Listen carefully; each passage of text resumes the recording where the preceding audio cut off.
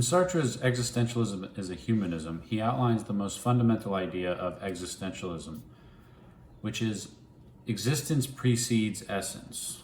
So what does that mean? Well, it means we don't have any preset nature. So when we think about the word essence, think about Aristotle and his conception of how things have an essence or a form that they really can't escape from.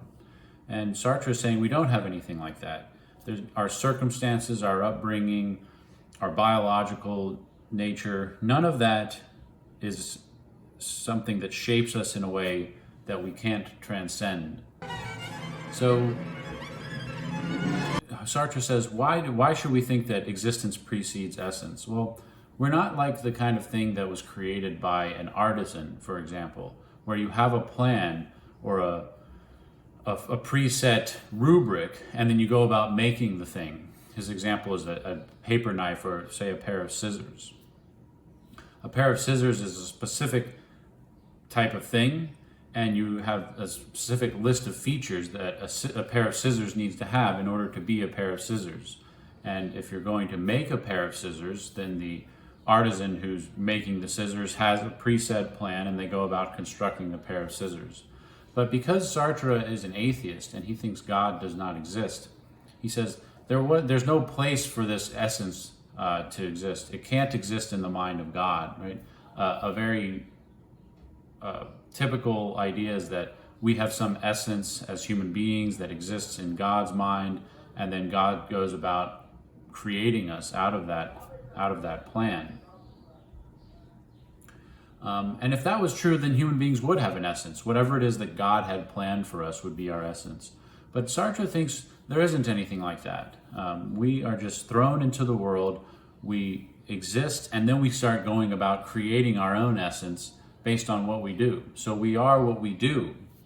For that reason, Sartre says subjectivity has to be the starting point. There's no objective basis for our existence.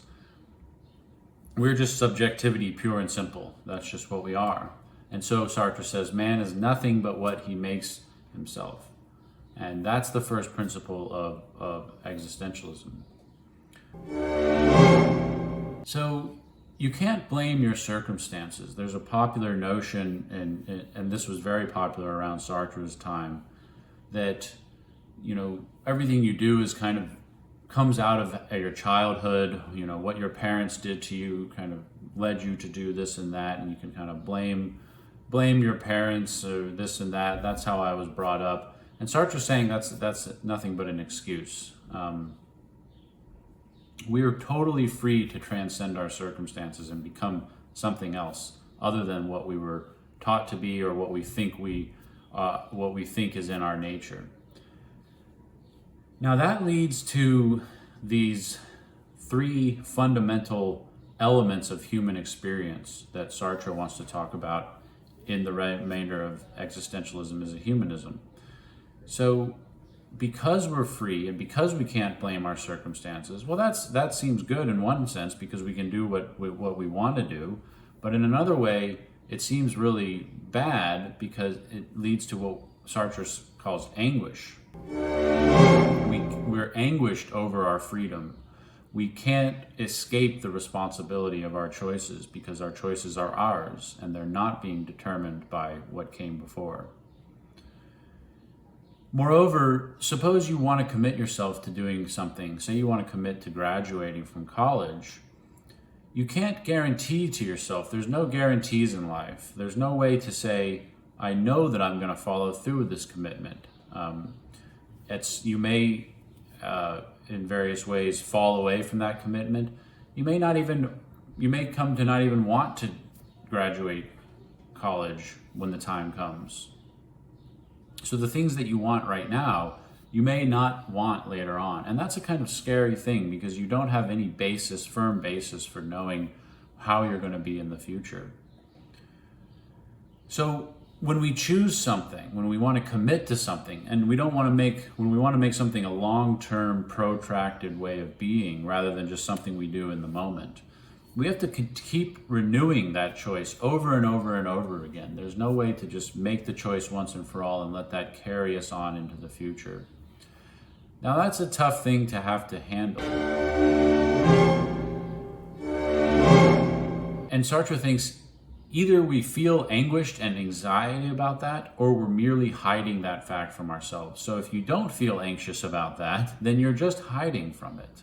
And that's a kind of odd dilemma to be in, but that's part of the existentialist view of the human condition.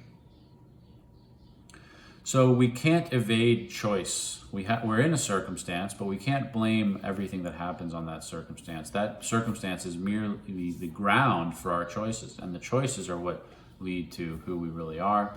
And that might lead you to be in anguish. Because of all that, we are in the state of abandonment.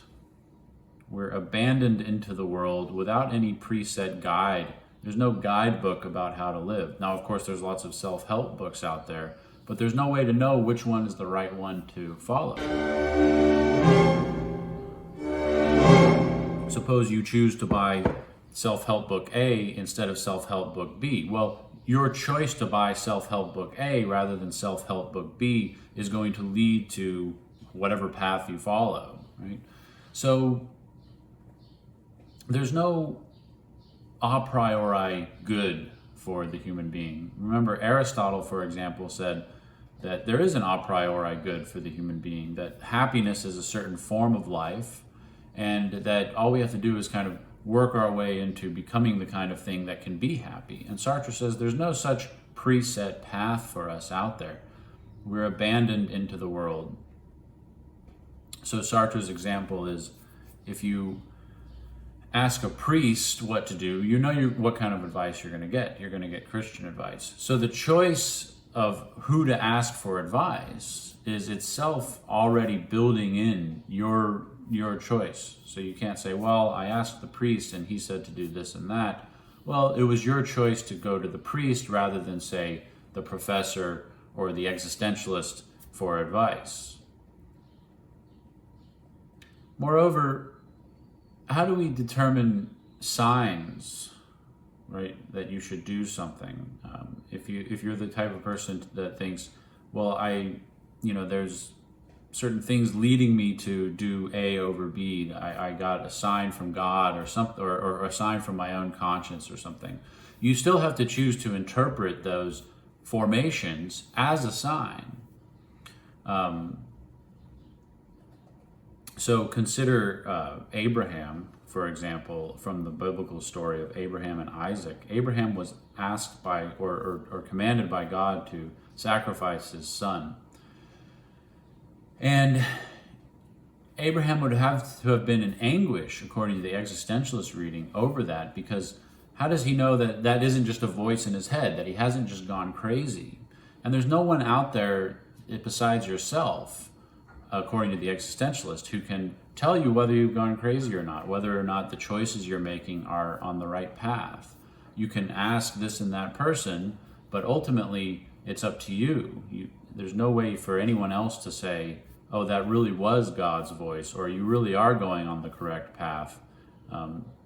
You can comfort yourself by sort of doing what everyone else does, doing the mainstream thing. But if you want to kind of set out on your own, no one else can ever guarantee you that that's going to be correct.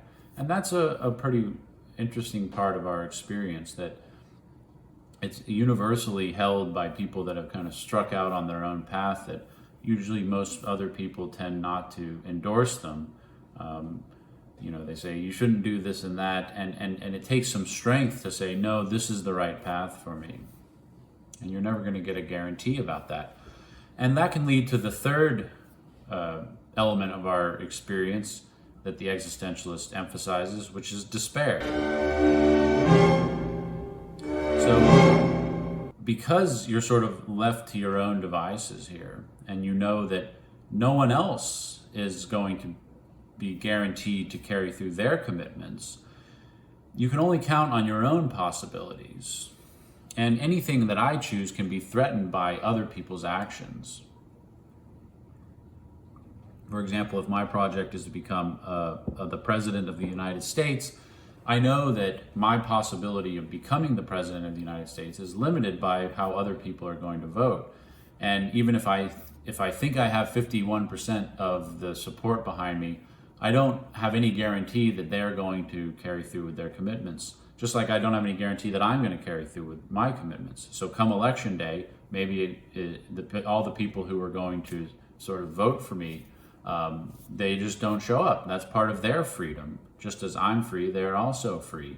So, you might say that Bernie Sanders experienced something like this when he seemed to have a lot of support behind him, a lot of momentum, and then when the primary votes came in, the people just kind of hadn't gone out to vote for him, and that's part of their freedom. But because we're kind of locked up in these circumstances with other people, and other people are just as free as we are, that can lead to despair. So there's really no guarantees out there, and that's why existentialism can seem to be kind of a negative or pessimistic philosophy. But Sartre wants to say it's not at all a pessimistic philosophy, and that really the other philosophies that think we do have an essence are the ones that are pessimistic. Because then the bad things that happen, if we do have an essence, and if things play out in a kind of necessary manner without freedom of choice in this way, then all the bad things that happen were sort of fated to happen, and there was really nothing you could do about it. But on this way, yes, we have to shoulder the responsibility for all the bad things that happen, but we're also free to change those bad things at any time. So Sartre says, the coward makes himself cowardly and the hero makes himself heroic. And there's always the possibility for the coward to give up cowardice or the hero to stop being a hero. So there's two sides to this. You can always stop doing the thing that's making your life worse, but you know that the thing that's making your life better, that could also come to an end too. All of it depends on how well you're able to keep recommitting to your choices. He says what counts is the total commitment, and it's not by a particular case or a particular action that you're committed altogether. So what he wants to leave you with is, how do I live a life out according to the projects that I see as desirable?